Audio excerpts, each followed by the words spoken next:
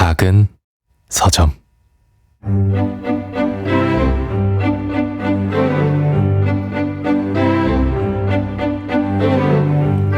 안녕하세요. 작은 서점에서 장강명의 인생책 코너를 맡고 있는 소설가 장강명입니다. 1부에서는 초대 손님이 추천한 책을 읽고요. 2부에서는 사람 그 자체를 들여다봅니다. 김도미 작가님은 사회운동가, 시민활동가로 활동했고 책 사랑과 통제와 맥주 한 잔의 자유를 쓴 저자입니다. 암 경험자로서 독자들에게 전하고 싶었던 이야기는 무엇인지 직접 만나서 들어보겠습니다.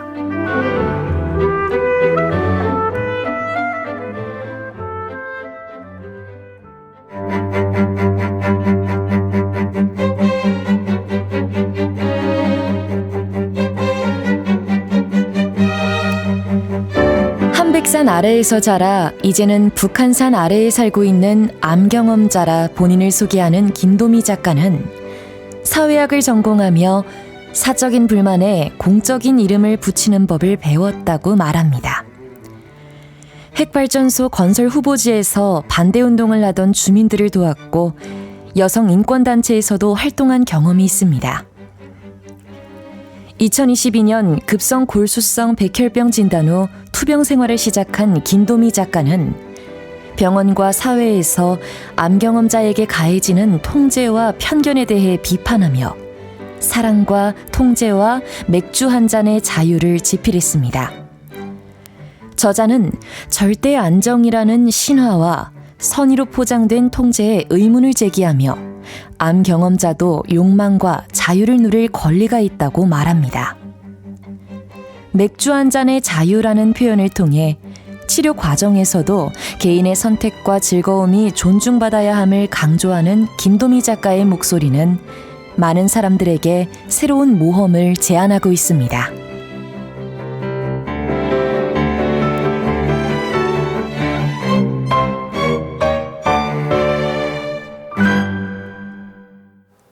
네, 작가님 어서 오세요. 안녕하세요. 네, 오늘 스튜디오 오시면서 저희 이제 제작진한테 굿즈를 나눠주셨죠?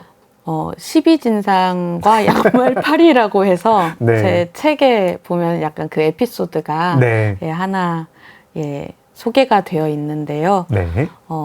암 경험자에게 네. 뭐 이래라 저래라 뭐 먹어라 뭐 하지 말아라 뭐 네. 이런 이야기들을 굉장히 많이 하는 네. 걸 듣게 되잖아요. 네.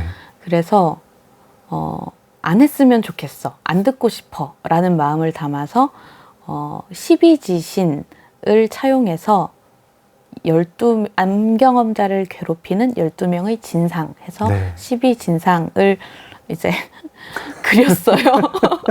그려가지고 이제 포스터도 만들고 카드도 만들고 뭐 그 종이만 팔기에는 좀 뭐 해가지고 양말도 만들고 뭐 그러면서 이제 또 그 제작 과정을 같이 이제 해준 친구도 혈액암 경험자 친구였어요. 그래서 아픈 기간 동안에 재밌게 놀았습니다. 뭐 청취자분들께는 지금 처음 말씀드리는 것 같은데 제 아내도 지금 암 투병 중이에요. 근데 뭐 일단 굉장히 암을 앓고 있다라고 하면 사람들이 굉장히 주목을 하게 되고 주변 사람들의 그 주목 자체가 굉장히 스트레스가 됩니다, 사실.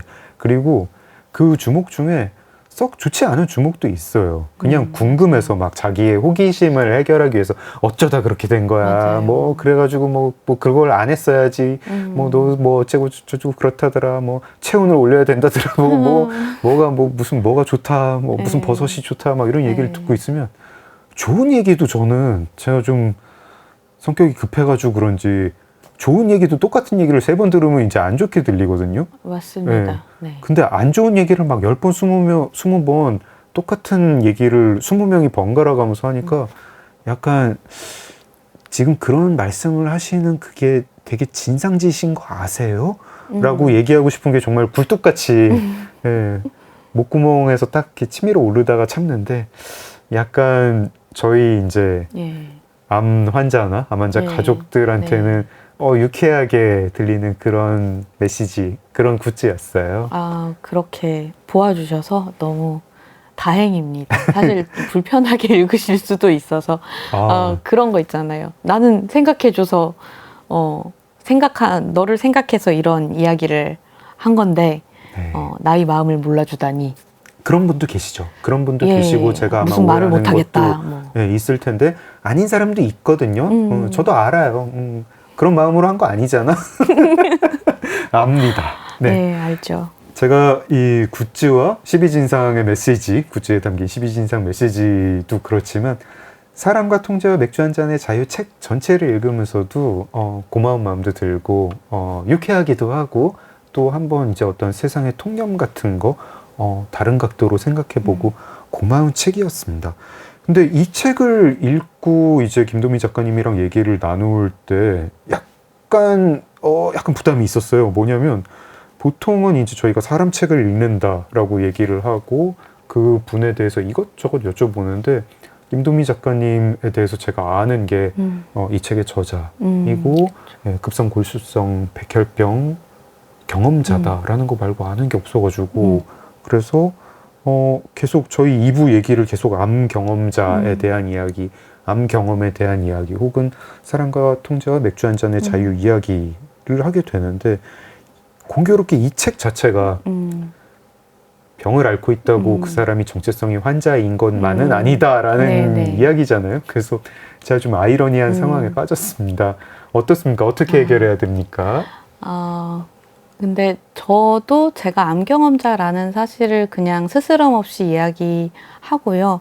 그리고 그렇기 때문에 괜찮습니다. 그러니까 암 경험자라고 하는 사실을 제가 이제 스스럼 없이 꺼내놓는 이유는 물론 그것 때문에 이제 필요한 이야기들도 많이 듣게 되지만 암 경험자가 의외로 또 비가시화되어 있는 것 같아요. 그러니까 좀 좋지 않은 부정적인 소식이라고 해서 숨긴다거나 아니면 이 필요한 이야기를 듣고 싶지 않아서 함구하거나 아니면은 이제 그렇다 보니까 사실 내 주변에 암 경험자가 있다라고 하는 것보다는 오히려 매체에 등장하는 암 경험자 특히 이제 뭐를 해가지고 나았다라고 하는 어떤 성공 신화에 대한 이야기가 너무 과잉대표되어 있는 것 같아서 그냥 되게 다양한 꼴로 사는 암 경험자가 좀 더 많이 보일 필요가 있다고 저는 좀 생각을 해요. 그래서 이 자리에서는 너무나 당연하게도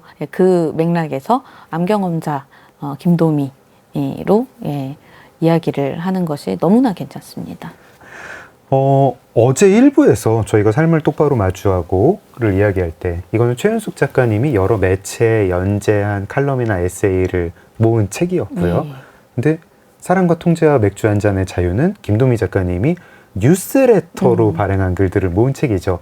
어떤 면에서는 비슷하고 어떤 면에서는 최윤숙 작가님은 이제 기존 미디어가 청탁을 해주시는 작가였고 김도미 작가님은 그런 청탁을 받지 못한 채로 자기가 북치고 장구치고 한 거죠. 지면을 마련을 해서 이렇게 모았는데 너무 좋았습니다. 너무 좋았는데 저 이거 약간 되게 놀란 게 이 뉴스레터를 쓰기 시작한 거는 한창 병원에 입원해 계실 때 그것도 무균실이라고 하는 곳에 들어가 계셨을 때 그때 쓰시기 시작하셨다고요? 쓰기 시작한 것 자체는 무균실에 들어가서부터요. 무균실이라는 공간은 이 암을 치료하는 단계 중에서는 상당히 앞부분에 겪게 되는 거죠? 되게 치열한 부분일 때? 네, 그렇죠. 이제 시작 자체는 이제 무균실에 첫 입원을 했을 때요. 그러니까 백혈병에 걸렸을 때 가장 이제 우려가 되는 거는 병원체에 의한 감염이기 때문에 기본적으로 처음 이제 항암을 하게 될 때에는 아마 대부분 무균실에 들어가게 되실 거예요. 그래서 무균실을 들락거리는 생활을 하면서 이제 쓰기 시작한 글들이고요.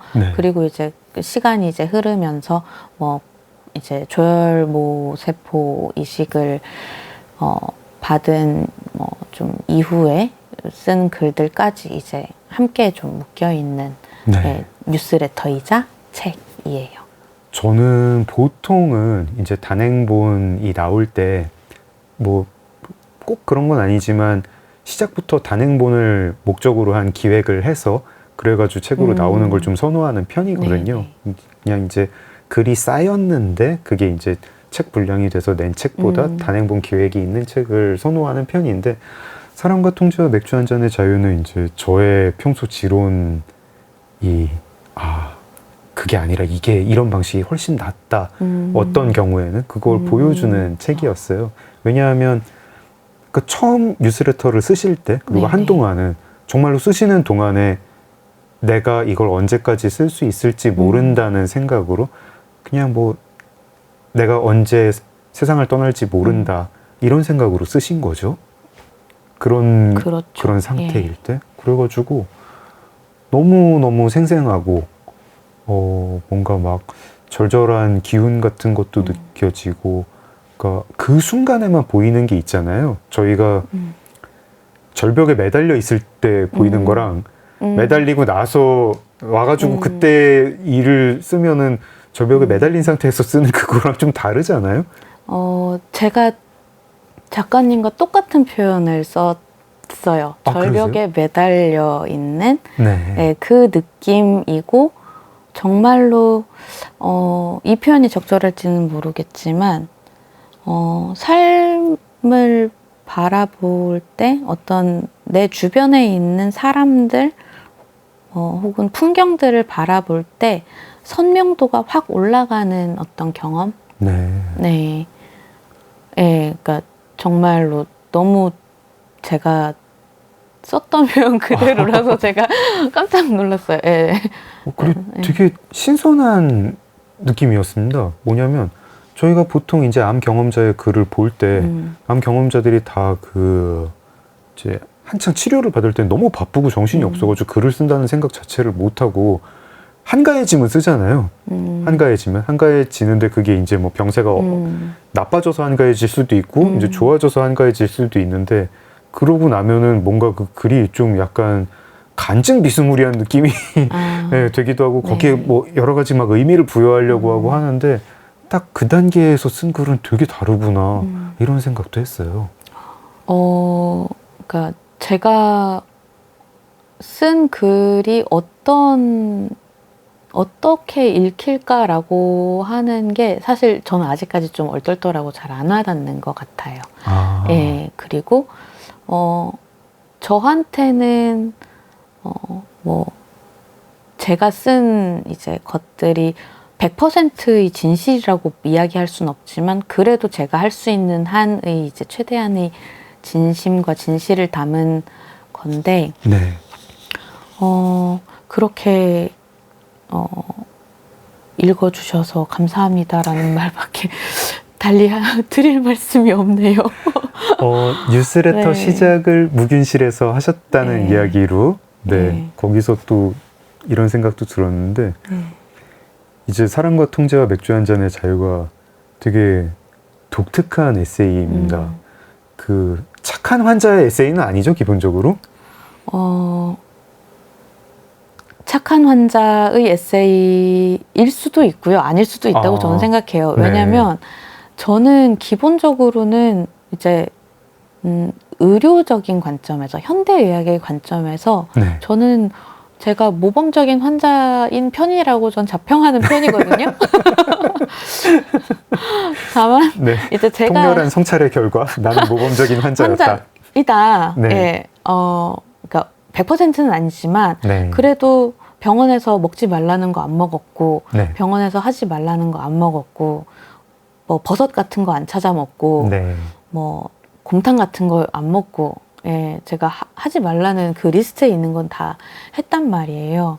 그러고 꼬박꼬박 병원에 이제 가서 해야 된다는 치료 다 받고 물론 이게 좋다라고 하는 건 아니고요. 이게 항상 뭐 옳다 뭐 이런 건 아니고 사실 저도 이제 제가 암 경험자임을 밝히고 다른 암 경험자들을 만나면서 이 사람이 되게 이해하지 못할 환자의 행동을 하는 그러니까 환자가 하지 말라는 걸 하고 그러니까 유해한 것을 하고 혹은 치료를 받지 않으려고 하고 항암 치료를 받지 않으려고 하고 이런 것들이 제가 이전에 생각했었던 것보다는 훨씬 더 넓은 그리고 엄청난 긴 이제 생애사적인 맥락에서 그 맥락에서 일어난 결정이었다라고 하는 거를 차차 알게 되어서요. 네. 예, 저는 아무튼 모범적인 환자라고 생각하고, 다만 이제 이 책은 그런 거죠. 뭐라고 해야 될까요? 사람들이 너무 많은 이제 통제를 네. 하고 나의 이전 삶에 대한 평가를 하고 거기에서 발병 원인을 찾으려고 하고 그리고 이런 저런 것들을 해야 된다라고 내가 묻지도 않은 정보를 너무 많이 이제 저에게 쏟아내는 상황이 너무 싫은데, 그리고 이 사람들이 주는 정보가 너무 틀린 것도 네. 많은데 왜 사람들이 이럴까라고 생각해 보니까 한편으로는 현대의학에서 이제 실망한 나머지 네. 저 반대편으로 달려나간 사람들인 거죠.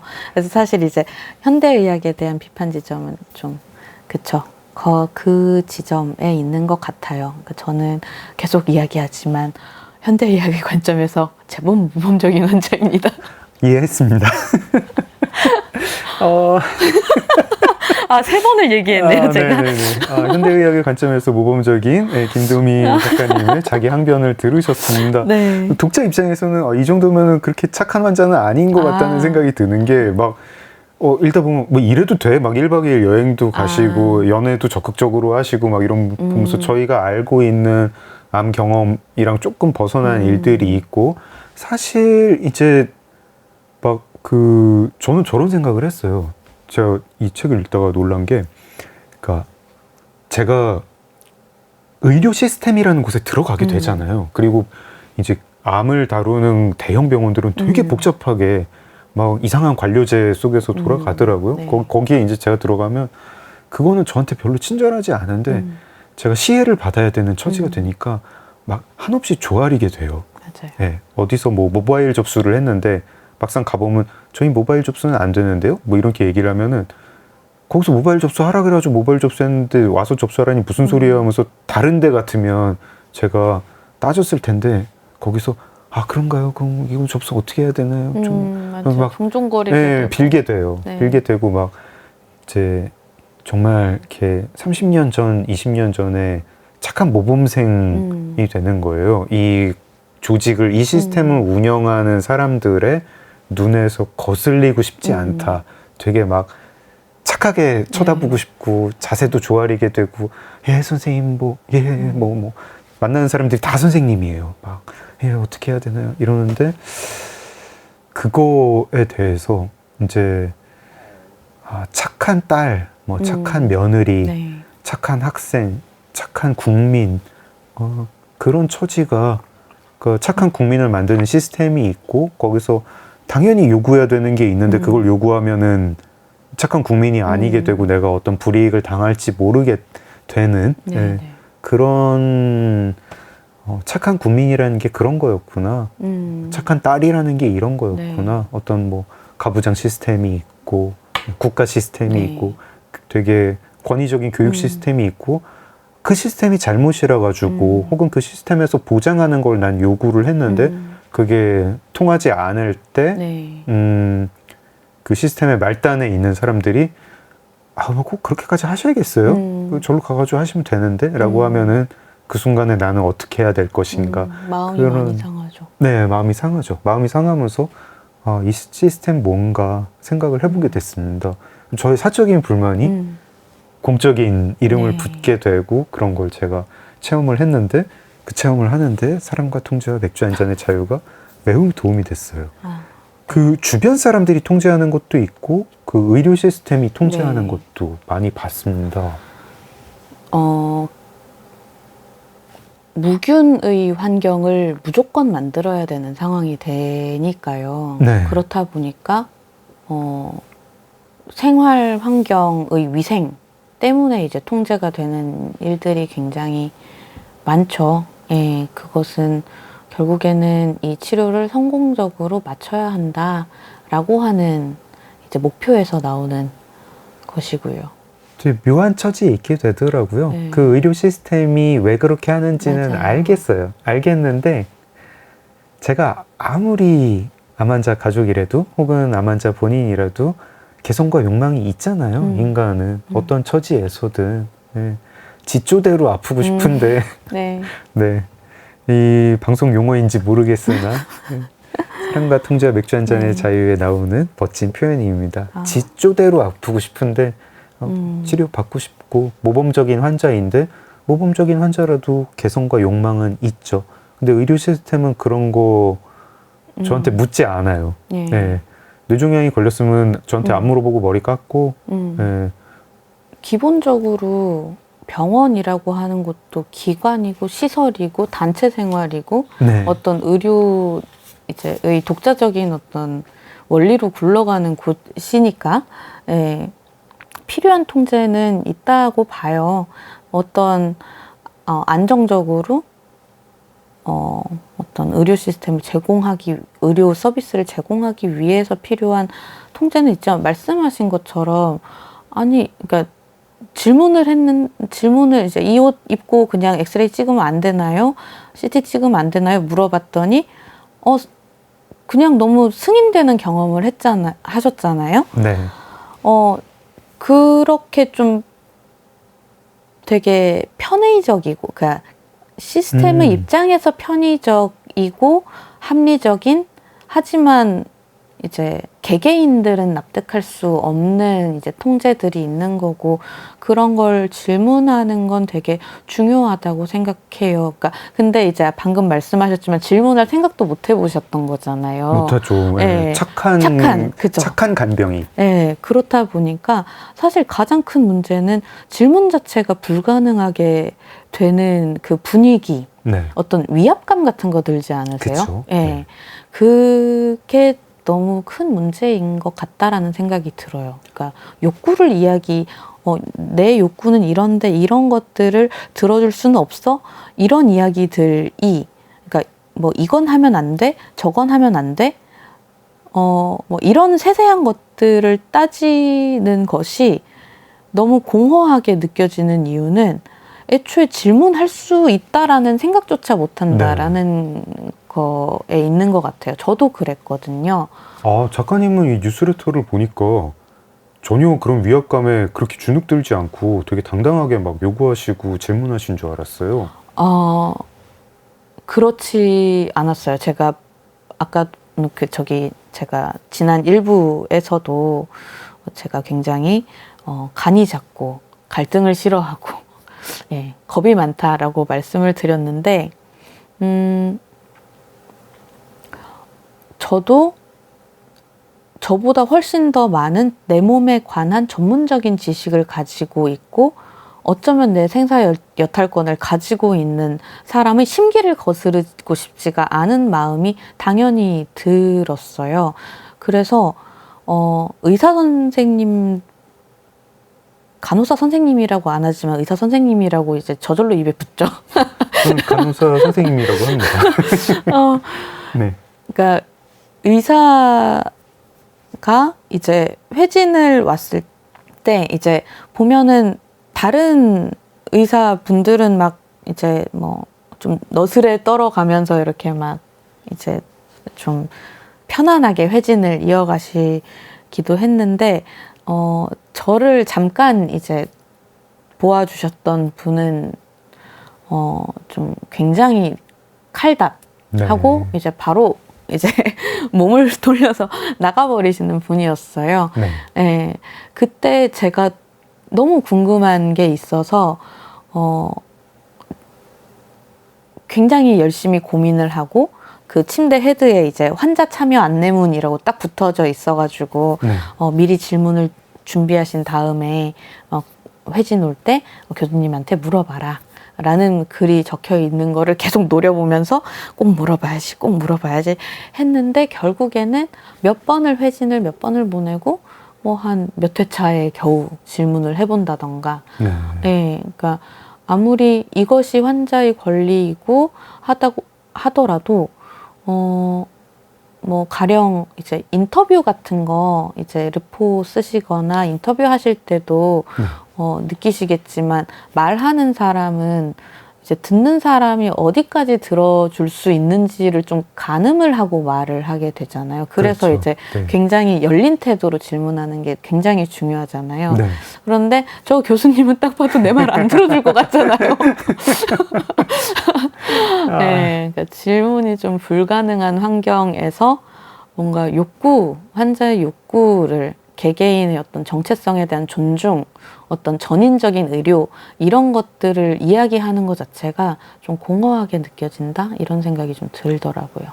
뭐 그래서 이게 꼭 어떤 뭐 환자나 환자 가족을 위한 책만은 아니고 뭐 여러 가지 사회 시스템 그런 시스템이 거기서 질문할 힘이 없는 사람들을 어떻게 대접하는지 질문할 힘이 없는 사람은 그런 시스템에 있을 때 무슨 기분이 드는지 그런 걸 되게 잘 말해주는 책 같았습니다.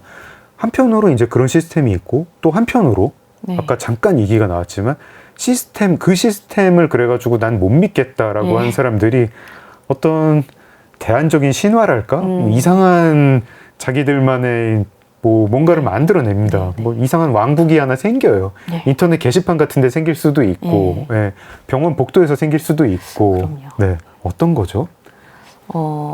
이제 굉장히 많은 분들이 염려해서 말씀하시는 네. 예, 것이고 이제 도움이 되려고 하시는 말씀들인 건데요. 이제 무엇을 먹으면 낫는다더라 네. 라던가 아니면 무엇을 먹으면 안 된다라던가 네. 일단 무조건 쉬어라 라던가 이제 걱정하셔가지고 이제 굉장히 다양한 이야기들을 하시고 또 뭐 가령 뭐 더 좋은 병원에 대한 정보라던가 이런 이제 건강 정보들이 난무하고 그리고 또 한편으로는 이제 아까도 잠깐 이제 이야기했지만 발병 원인에 대해서 그렇게들 이제 많이 추론을 하려고 하세요. 네. 네. 무엇을 해서 마음고생을 많이 해서 걸렸다 아니면은 술 담배를 해서 아니면은 뭐 음식을 뭐 어떻게 먹어서 뭐 뜨거운 물을 많이 마셔서 아니면은 찬물을 많이 마셔서 뭐 모든 이제 것이 이제 발병 원인으로 추측이 되는 거죠. 거기서도 꼭 그 개인의 뭔가 책임으로 가고 발전소 근처에서 살아서 걸렸다 이런 얘기는 잘 안 나오는 것 같아요. 예, 그런 것들이 굉장히 그 어떤 안 좋은 상황, 타인의 안 좋은 상황을 그 사람의 개인적인 어떤 잘못 때문인 것처럼 이야기를 해버리는 게 굉장히 어떻게 보면은 가령 이제 어떤 성인병의 종류들을 가지고 이거는 생활습관병이야. 너가 게을러서 그래. 너 운동 안 해서 그래. 너 정크푸드 먹어서 그래. 라고 하는 방식 으로 이제 암 환자들을 대하는 건데 그러니까 암의 원인을 특정해서 그러니까 정말 확실한 어떤 암을 발병하는 요소들, 원인들을 제하고 나면 사실 그렇게 특정할 만한 것이 이제 암의 원인으로 특정할 만한 것이 좀 특정하기가 어려운 게 사실이거든요. 그리고 한편으로 저는 또 이렇게 생각하는 게 이미 걸렸어요. 그랬는데 이 원인이 뭐라고 말을 하는 게 무슨 의미가 있을까 싶은 생각도 들거든요. 그러니까 그러게요. 그분은 그 암에 걸린 그분은 당연히 이제 암 진단은 되게 청천벽력 같은 일이죠. 아무리 암 정복 뭐 이런 걸 운운하는 시대라도 너무 청천벽력 같은 일이에요. 하지만 그 청천벽력 같은 이유는 그 전에 삶이 그래도 그런 이제 벼락 같은 그 진단 이전까지는 말 같다는 얘기죠. 맑은 하늘에 벼락이 치니까 천천벽락이지 벼락이 계속 치고 있는데 벼락이 치면 그냥 벼락의 연속이죠. 그러니까 그 이전의 삶을 암의 발병 원인으로 해석하는 게 저는 이미 암에 걸린 사람에게 무슨 의미가 있는지 좀 잘 모르겠어요. 이 이제 아까 저희가 어떤 시스템, 의료 시스템을 가지고 한국 사회를 봤다는 말씀을 드렸는데 지금 해주신 이야기들을 모은 그 글들의 부가요, 2부가 암치유 문화 표류기였어요. 네. 그래가지고 좀 와 맞다, 이거 문화다, 문화. 네. 어떤 막 시스템은 아닌데 수많은 사람들이 비슷하게 행동하면서 넌 그래서 그래 하면서 하는, 이게 좀 한국 사회 다른 데서도 나오는 거잖아요. 네. 너의 실패는 너의 잘못 네. 때문이야 하는 것도 있고, 그러면서 또 이상한 무슨 버섯이 좋아 뭐 이런 네. 것들도 막 이상하게 뭔가 누가 이렇게 되게 조직적으로 뭐가 이루어지지는 않는데 무슨 고수가 하나 나와가지고 뭐라고 얘기를 하면 그 말씀에 막 이렇게 따라가고 네. 막 하는 이상한 문화도 있고, 아, 참 많은 걸 보시는구나 그런 생각도 했습니다. 주변에 있는 분들이 말씀하시는 것들과 그리고 이제 환호의 카페가 네, 있잖아요. 그런 곳에 이제 들어가서 보게 된 것들. 저도 낳고 싶으니까 뭐 이것저것 찾아봤을 거 아니에요. 그런데 이제 그런 이야기들을 다 듣다 보면은, 그냥 음식을 골고루 먹어야 되겠구나. 뭐 이런 생각이 들고, 몸을 따뜻하게 하라는 거야? 차갑게 하라는 거야? 그런 마음이 들고. 예, 그러니까 사실 느끼시겠지만 암 환자가 되고 나면은 세상의 5만 가지 건강식품과 이제 그 어떤 치유 요법들이라던가 이런 것들을 많이 알게 되잖아요. 네. 네, 저도 이제 그것들을 좀 스케치하고 싶었던 거죠. 예. 그런 스케치 굉장히 관찰력이 남다르고 거기서 통찰 꺼내시는 것도 남달라가지고 되게 인상 깊게 읽었습니다. 잠깐 음악 한 곡 듣고 갈까요? 노래 하나 추천해 주시죠. 제 책에서 네. 가장 좀 좋게 이제 읽으셨던 부분이 지쪼대로 네. 자유라고 해주셨으니까요. 네. 그 그런 내용의 가사가 들어있는 오지은의 인생론. 뮤지션 오지은의 네. 제목이 인생론. 인생론이요. 네. 인생론. 네, 네. 좋습니다. 네, 오지은님의 인생론 듣겠습니다. 작은 서점 장강명의 인생책, 김도미 작가님과 함께하고 있습니다. 김도미 작가님이 병실 안팎에서 보신 게 참 많습니다. 제가 책 읽다가 이렇게 보신 게 많고, 그리고 이제 흔들리지 않고 그거를 되게 냉철하게 쓰신 그것도 너무 놀라워서, 그 태도도 놀라워서 좀 여쭤보고 싶었어요. 저희가 이제 어떤 그 암 치유 문화라는 게 절박함, 막 예. 절망에서 뭐라도 붙잡고 싶으니까 그렇게 가는 거잖아요. 뭘 믿고 싶고. 작가님은 어디 매달리고 싶지 않으셨어요? 뭐 무슨 속설이든 아니면 뭐 용한 뭐 용한 무속인에게라도 뭐 이렇게 정말 생과사의 기로에 서셨잖아요. 삶을 똑바로 마주할 수 있었나요? 저도 무서우니까 예, 신을 믿고 싶다라는 생각을 한 적이 있었어요. 네. 예, 실패했지만 아, 예, 어머니께서 가톨릭 신자이신데 네. 항상 말씀을 하셨어요. 내가 가시밭길을 걷게 되기 전에 네. 좀 신을 믿었으면 좋겠다. 네. 같이 성당에 다녔으면 좋겠다 하셨는데 제가 계속 이제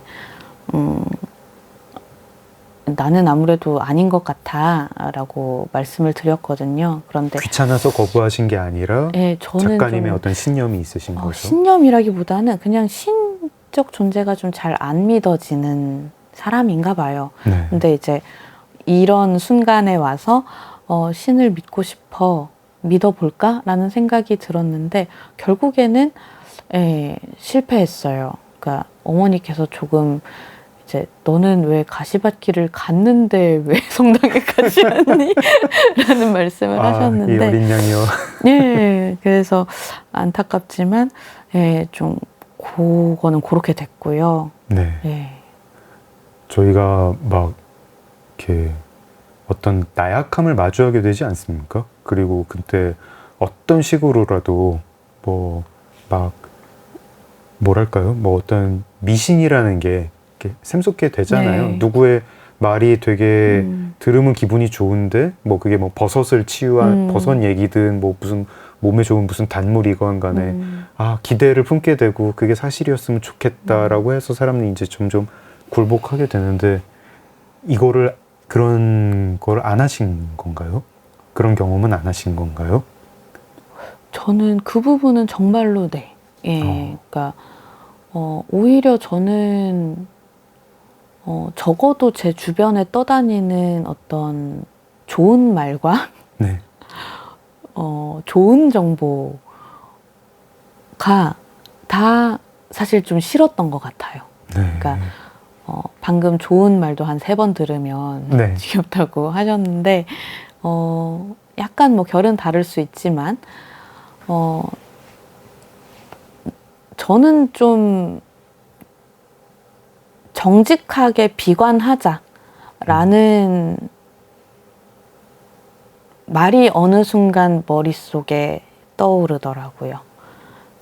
정직하게 비관하자. 예, 그러니까 저도 당연히 무섭고, 예, 네. 그러니까 이거 어떻게 될지 모르겠고, 매 순간순간 이제 이 치료 과정이든 혹은 그 이후의 이제 시간이 흐르는 동안에도 언제 한번 또 다시 한번 엎어질 일이 있지 않을까라는 생각이 들죠. 그래서 그런데 이제 저는 좀 원래가 좀 그런 타입인 것 같아요. 희망을 그렇게 가지게 됐다가 그 기대가 배반당하는 순간이 너무 두려워서 절망을 이만큼 한 보따리 네, 그냥 내가 알고 있고 내가 찾아낸 이제 이 병에 대한 정보는 여기까지라고 한다면 나는 그냥 딱 이만큼만 비관하자.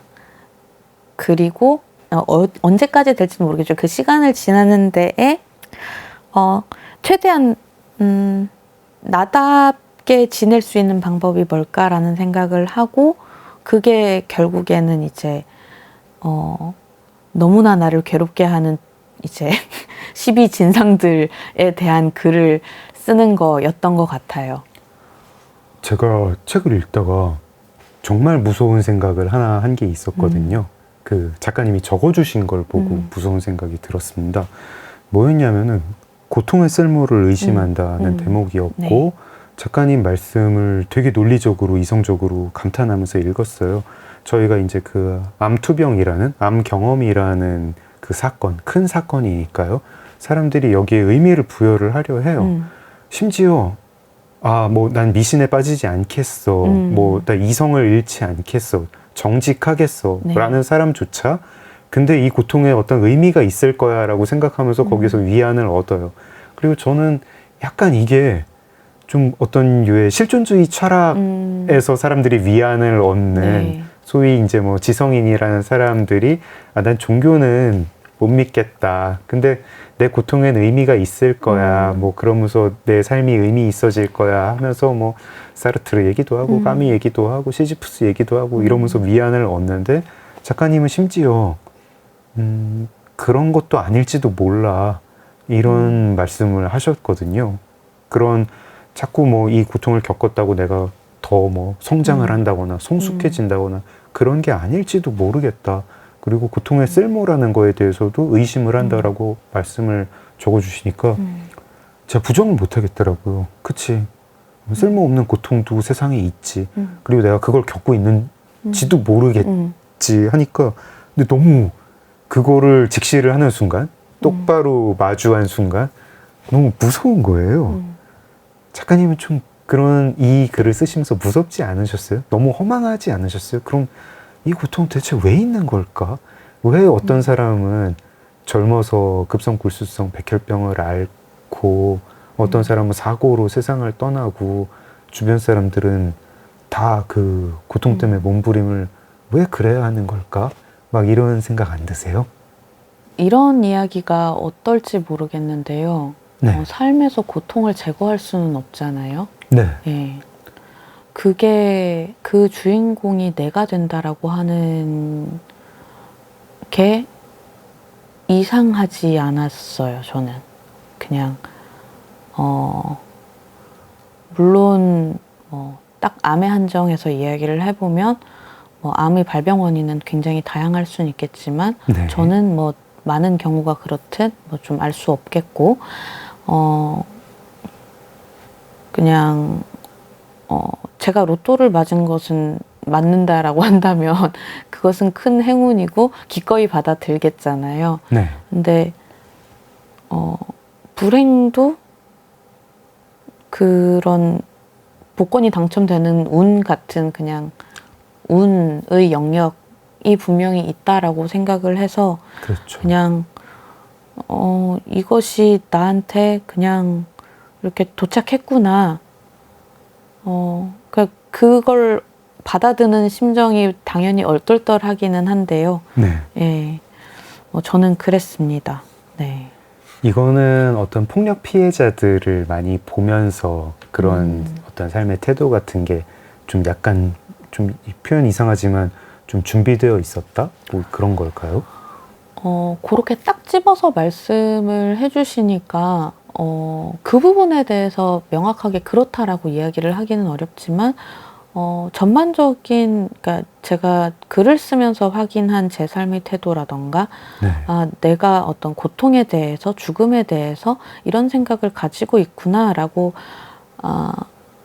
좀 제가 확인을 하게 된 건 확실히 제가 피해 경험자를 만났었던, 그 참 엄청 길지도 않지만 강렬했었던 경험 때문인 것 같아요. 그래서 고통의 쓸모에 대해서 이제 말씀을 해주셨는데, 그러니까 분명히 그 삶을 바라보는 어떤 선명도가 절벽에서 마치 내려다보는 것처럼 선명해지는 일이고, 네.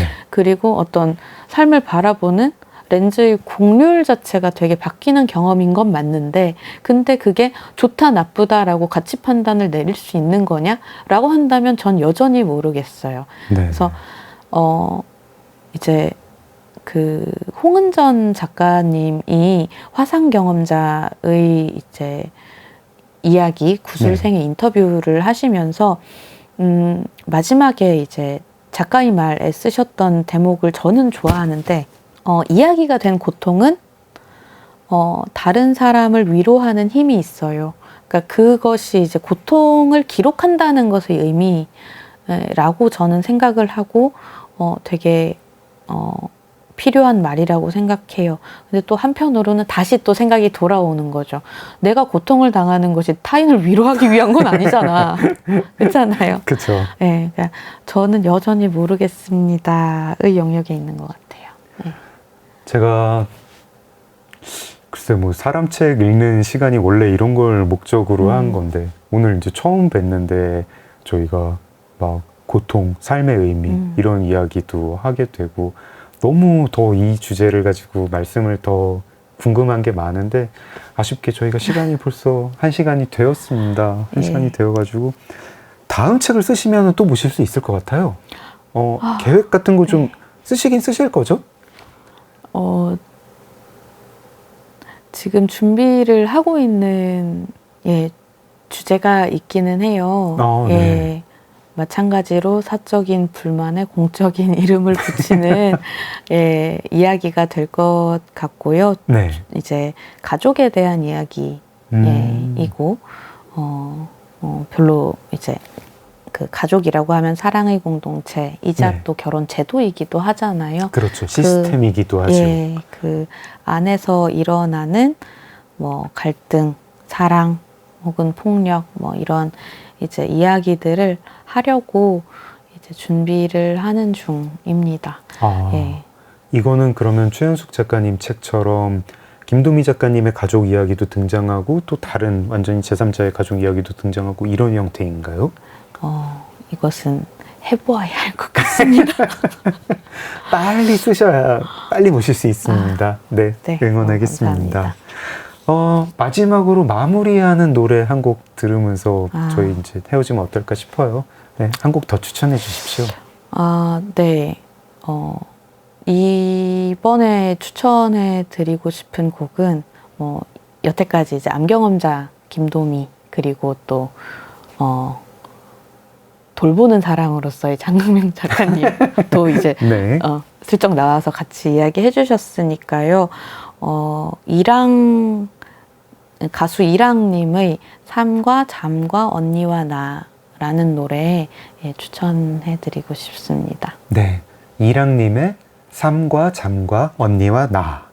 네. 김도미 작가님 보내드리면서 저도 물러가겠습니다.